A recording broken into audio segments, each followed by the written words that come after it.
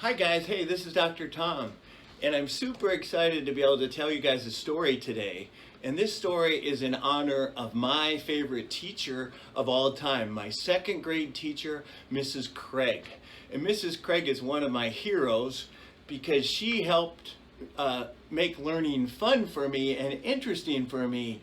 And before Mrs. Craig, I didn't really like school and I didn't think I was very smart and it wasn't very interesting to me. But she helped make learning fun and interesting, and she helped me think that I was smart and that I could do really, really good in school. So she's probably my all-time biggest hero, and I want you to pick out a teacher this week that you think is a hero and go talk to that teacher and say, thank you for making learning fun and interesting, and thanks for believing in me. Okay, now today we're going to do a story in her honor. And the story is called The Mystery of the Red Cups. When we came back from lunch today, Mrs. Craig had 3 bright red plastic cups lined up on her table. She told us that we were about to do one of her very favorite science experiments. This got us all excited because Mrs. Craig knew a lot of cool science stuff. She had us line up on the front of the carpet and whispered that we needed to be very careful watchers of the 3 red cups. I scooted to the side because Jose was in front of me and he wasn't sitting crisscross applesauce like he was supposed to. Mrs. Craig asked us to take a minute and think about why it was so important for scientists to be careful watchers. Now, I was surprised at all the good ideas we came up with, but I wasn't really sure about it myself.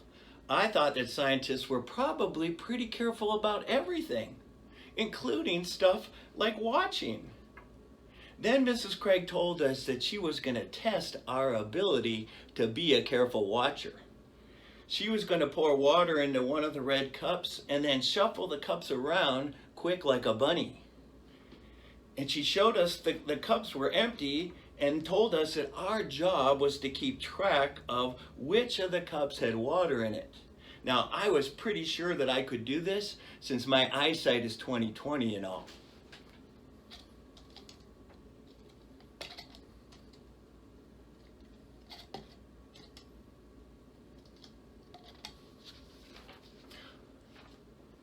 Well, she poured some water into the middle cup and she started to shuffle the cups around and around. When she finally stopped moving them, Mrs. Craig said that in order to make it fair, she would let us vote for the cup that we thought had the water in it.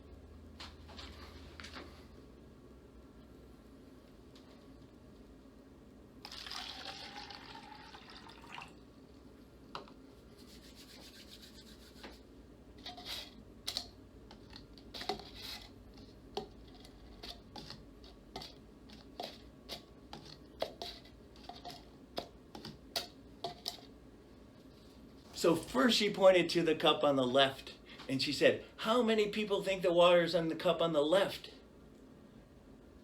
Oh, and she was disappointed when not even one person picked the cup on the left. Then she pointed to the cup on the right and asked people, how many people think the water's in the cup on the right? How many? Oh, man, and she was disappointed again when not even one student voted for the cup on the right. So she said, well, okay, how many people then think the water's in the cup on the middle? Raise your hand. And everybody in the class voted that the water was in the cup in the middle. But she said, well, we better check to make for sure. Maybe I didn't move the cups fast enough, but let's check it out. So she picked up the first cup and turned it over. Not a drop, not even a drip drop. Then she tried the second cup, turned it over. Same thing. And then she said, well, if you got the middle cup and you voted on that, give yourself a hand. You did a great job with that. And everybody clapped and gave themselves a hand. But she said, well, you know what? We have to test it. So she took the cup and turned it upside down. And amazingly, nothing, not even a drip drop, came out of the cup. And the students were amazed and they gasped and they were really surprised. And then she said, I want you to think now and try to figure out what happened to the water inside the cups. And I want you to come up with more than just one idea, because scientists brainstorm and they come up with as many ideas as they can. And my brain was already aching just trying to figure it out.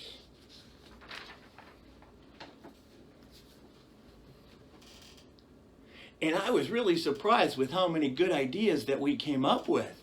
As a class, we came up with a whole bunch of good ideas.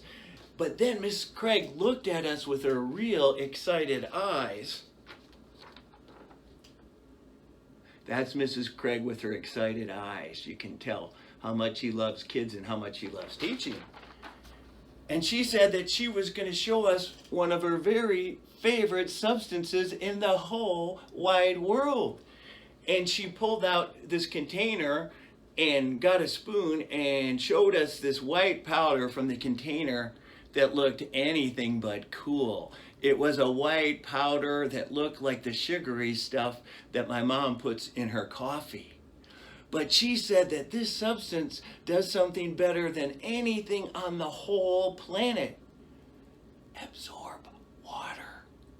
She says that this stuff can absorb 800 times its own weight in water. So if you were an 80-pound chunk of this stuff and you jumped into a swimming pool, you would suck up 80,000 pounds of water from that swimming pool. That pretty much seems like the whole pool to me.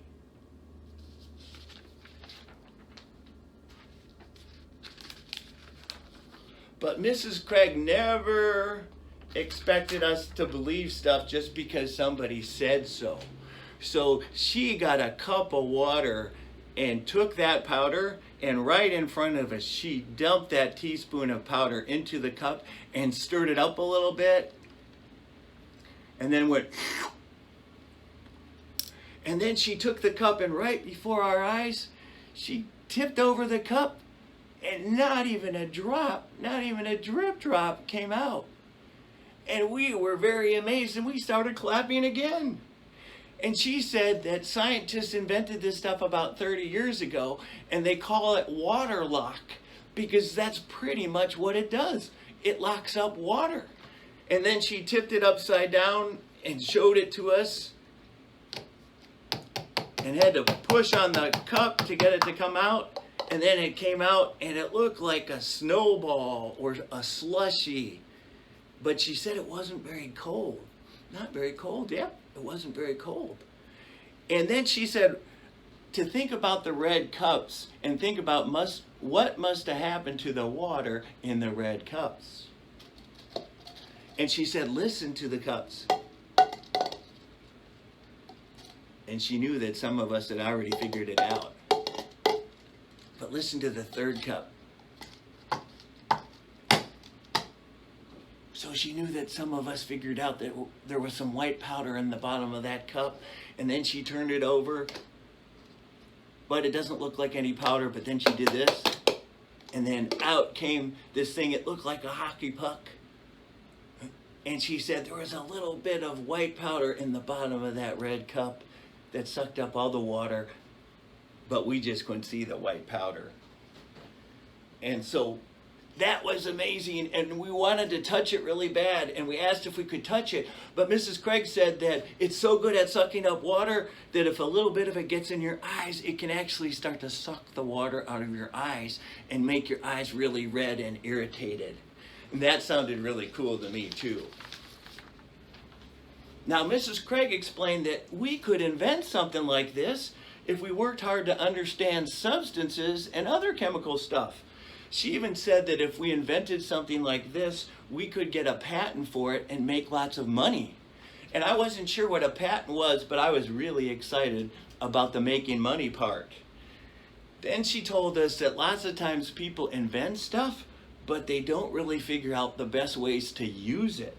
So she asked us to pretend we were the scientists who invented it and to brainstorm ways that we could use it and maybe even sell it. This part's going to be easy for me.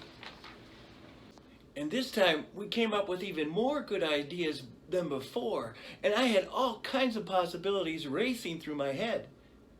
But even though we came up with lots of great ideas for how Waterlock could be used, Mrs. Craig said that we still hadn't come up with the most popular use. So she asked us to think of somebody who spilled 5 or 6 times a day because they can't help it and they don't know any better. And before we could even think about it, Will yelled out, "Babies!" without even raising his hand. Mrs. Craig gave Will the eye before she asked the rest of us to figure out how babies spill 5 or 6 times every day. Pretty soon, she started patting herself below her waist and asked us to think about how babies spill down here 5 or 6 times a day. And then Maria raised her hand and proudly announced that it was in their diapers. Well, she was right, of course.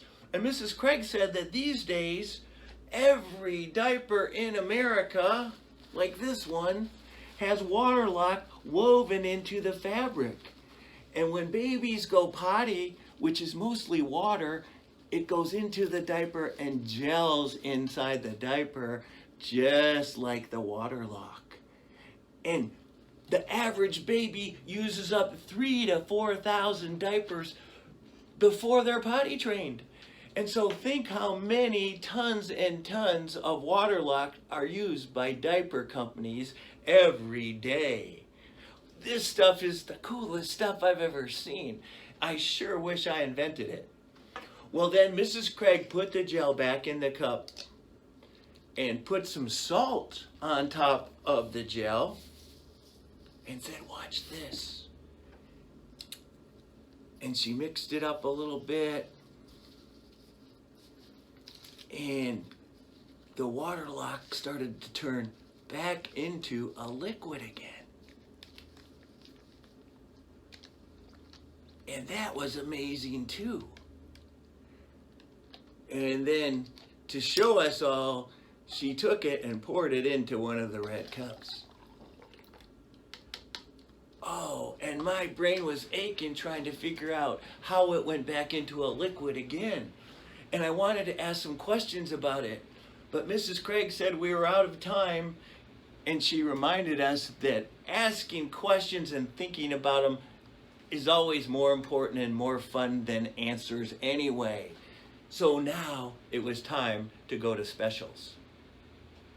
So, hey, I hope you like this story, you guys.